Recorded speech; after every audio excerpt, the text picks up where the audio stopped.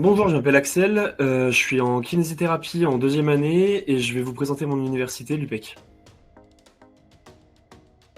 Donc moi, pour Parcoursup, j'avais un peu postulé sur tous les vœux qui étaient disponibles en faculté de médecine en Île-de-France, donc tant sur Paris que dans les banlieues. Et lors des résultats, j'ai été accepté un petit peu partout. Je me suis un peu renseigné et comme l'UPEC c'était déjà dans un premier temps le plus proche géographiquement de là où j'habite, c'était déjà un bon point.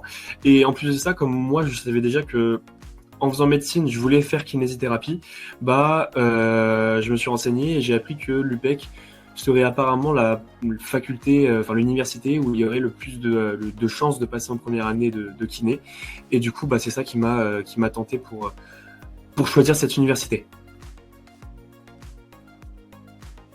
Du coup, moi, en arrivant à la faculté, je me suis fait deux, trois potes et clairement, c'est ce qui a un peu sauvé mon année parce que la première année, c'est pas un secret. La première année de médecine, c'est de l'autonomie, c'est de la solitude et du coup, ça m'a permis un peu de me reposer sur d'autres personnes que moi-même. Alors sur le format des cours, c'est un grand changement par rapport au lycée. Déjà parce que t'as 99% des cours qui sont en distanciel, même pas réellement de cours en visio, c'est beaucoup de cours polycopiés que les profs ont déjà fait d'avance. Et en termes de matière et de charge de travail, il y a quand même beaucoup plus de charge de travail en autonomie. Je sais que moi au lycée, je travaillais au maximum une demi-heure, une heure par semaine. Là, je suis passé à du 10 heures par jour lors de ma première année. Les particularités de l'UPEC, c'est que déjà, toutes les matières qu'il va y avoir donc au cours du semestre 1 et au cours du semestre 2 sont au même coefficient, si ce n'est l'option qui peut valoir plus en fonction de ce que vous demandez pour les filières. Maintenant, pour l'apprentissage, l'UPEC, sa plus grosse spécificité, c'est que c'est vraiment du par cœur. La seule réflexion qu'il va y avoir, c'est de comprendre une méthodologie et ensuite de tout simplement reproduire cette méthodologie avec des données différentes. Mais c'est du par cœur, du par cœur, du par cœur pour l'UPEC. Alors déjà, sur les lieux, vous serez dans un hangar, donc c'est une immense salle avec des milliers d'étudiants. Donc c'est assez stressant, mais ça fait partie du truc aussi, c'est une sorte de challenge.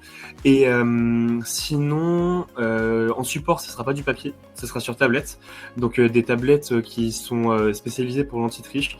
En gros, il y a un écran anti-espion qui t'empêche de voir les écrans des autres étudiants. Pour les questions, ce sont que des QCM à l'UPEC. Pas de QROC, pas de questions ouvertes. Vraiment que des QCM. Alors en premier, quand j'ai vu mes résultats, donc j'étais avec mes potes, donc les potes que je m'étais fait durant l'année, on était tous en train d'ouvrir nos résultats et tout. J'ai réagi en même temps qu'eux, et dans les 5 minutes qui suivent, j'ai directement appelé mes parents pour leur donner les résultats, leur dire mon ressenti. Et après, j'étais dans l'attente de savoir si j'étais pris en kiné ou pas, vu qu'on avait les résultats de la kiné seulement 2-3 semaines après les résultats.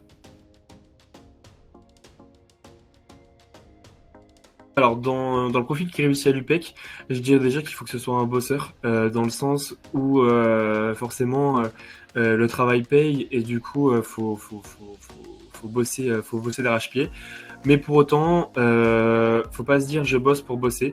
Faut aussi que le travail soit efficace. Bien sûr, faut avoir une excellente mémoire parce que lors de l'année, vous allez avoir une quantité extrême de connaissances à ingérer et il faut la supporter.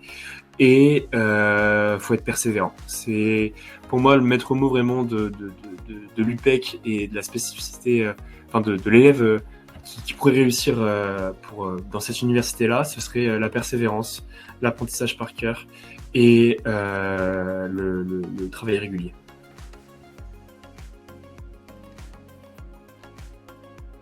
Moi, mon conseil personnel pour réussir l'année, ce serait de pas baisser les bras et pas de se dire, même avant le début de l'année, que on a peu de chances de réussir.